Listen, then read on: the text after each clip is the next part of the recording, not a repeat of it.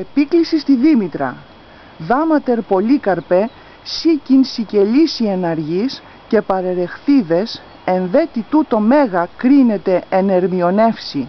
Τον εξαγέλης γάραν φιδί ταύρων, ον ου ερούς ανέρες ουδέ 10, τούτον γράφς στίχουσα, μόνον ούατος έλκει, τον δε επιβομών, οδός ματέρι πες έπεται.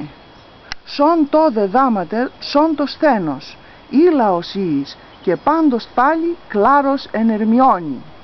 Επίκληση στη Δήμητρα. Πολύκαρπη Δήμητρα, η δύναμή σου και στους σικελούς είναι ορατή και στα παιδιά του ερεχθέα.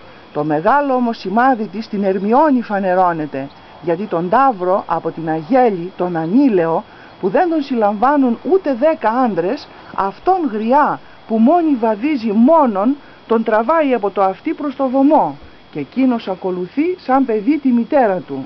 Δική σου αυτή η δύναμη, Δήμητρα, δική σου, ήθε να είσαι ευμενής και όλον ο κλήρος να θάλει στην Ερμιώνη.